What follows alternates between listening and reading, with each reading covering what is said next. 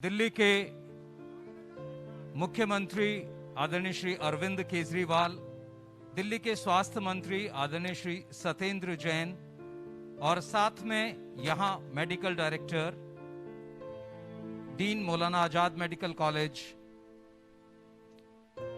यहां 1500 बेड का नया चिकित्सा सेंटर,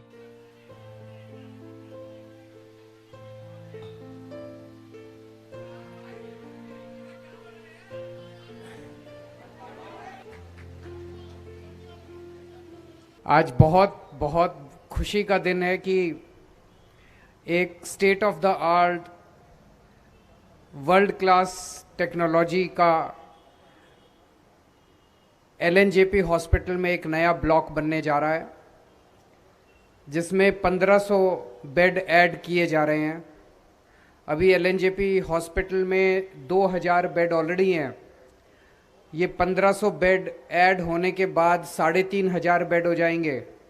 और अभी बताया जा रहा था कि इस वाले ब्लॉक में 300 बेड्स और ऐड किए जा रहे हैं। तो लगभग 2-2.5 साल के अंदर 3800 बेडेड हॉस्पिटल एलएनजेपी हॉस्पिटल हो जाएगा, जो कि one of the biggest hospitals पूरे देश के अंदर होगा। और एक दो हॉस्पिटल्स हैं जो इससे बड़े हैं, लेकिन it will be one of the biggest hospitals.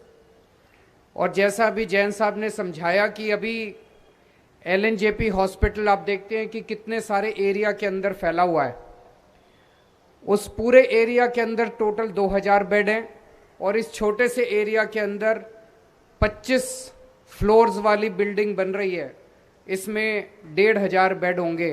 तो एक तरह से आर्किटेक्ट्स ने भी काफ़ी अच्छा काम किया है। और उसमें मॉड्यूलर डिज़ाइन है, जिससे कि उसमें डिज़ाइन में जब भी तब्दीली करनी हो, नई फैसिलिटीज़ ऐड करनी हो, वो की जा सकती है। उसमें मेडिकल इंफ्रास्ट्रक्चर भी सबसे मॉडर्न मेडिकल इंफ्रास्ट्रक्चर होगा। तो मुझे खुशी है कि दिल्ली के रहने वाले लोग देश की राजधानी में रहते हैं, तो देश की राजधानी में रहते हुए उन्हें वर्ल्ड क्लास फैसिलिटीज़ मिलनी चाहिए। दिल्ली दुनिया के किसी भी देश से कम नहीं होना चाहिए। तो पिछले 5 साल में एक एक करके हम बहुत सारी नई नई सुविधाएं दिल्ली के अंदर ऐड करते जा रहे हैं।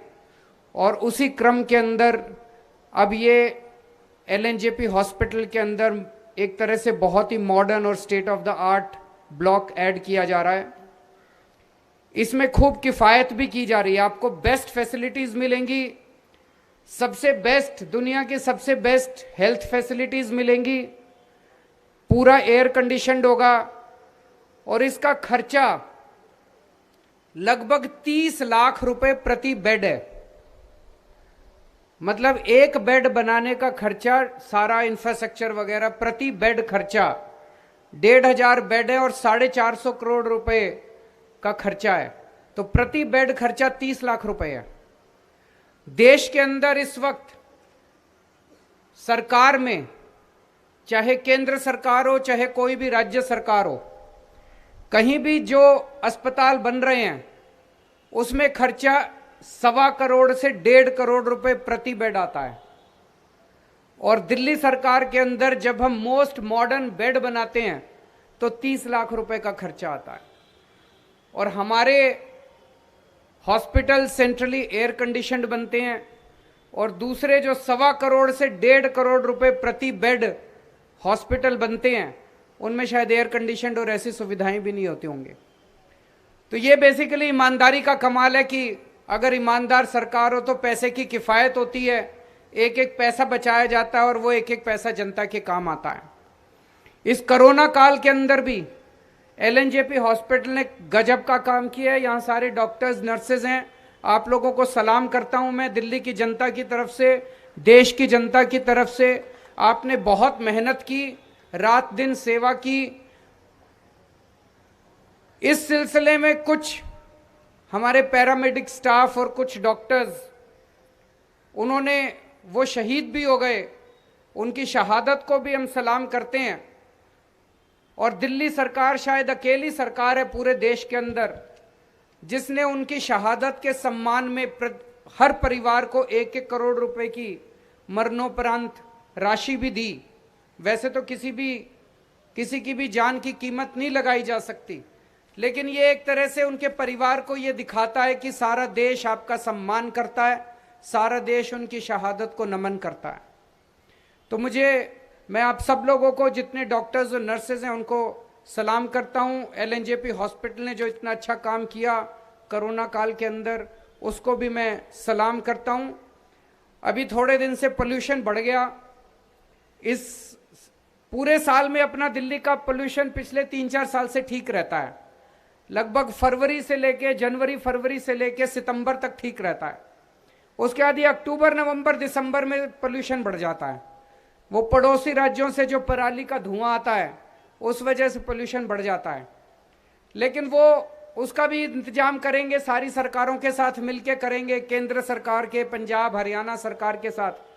लेकिन अपने को अपना दिल्ली का धुआं इस टाइम कोशिश करनी है कि कम से कम रखें।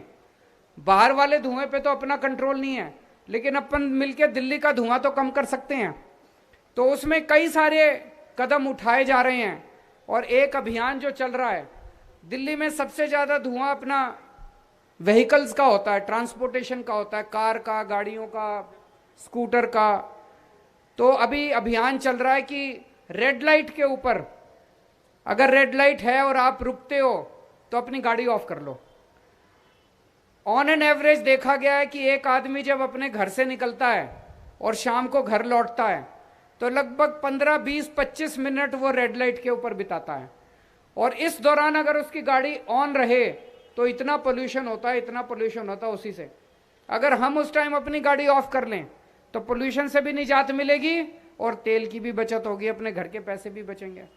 तो एक ये तो आज सारे जने हम कसम खा के जाएं कि अब रेड लाइट ऑन, गाड़ी ऑफ, इसका हिस्सा बनेंगे।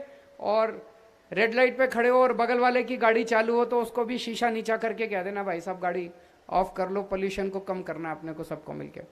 तो फिर से मैं दिल्ली की जनता को बहुत बहुत बधाई देता हूं कि इतना शानदार हॉस्पिटल, मैं देख रहा था इसमें कागजों में लिखा 30 महीने लगेंगे, लेकिन हमारे हेल्थ मिनिस्टर जैन साहब बता रहे हैं कि 2 साल में 24 महीने में ही कंप्लीट कर देंगे हम लोग। पर फिर भी हम 30 महीने मान के चलें। दिल्ली में अभी जितने भी प्रोजेक्ट्स हो रहे हैं, सारे प्रोजेक्ट्स टाइम के पहले खत्म हो रहे हैं और हर प्रोजेक्ट में पैसे बच रहे हैं।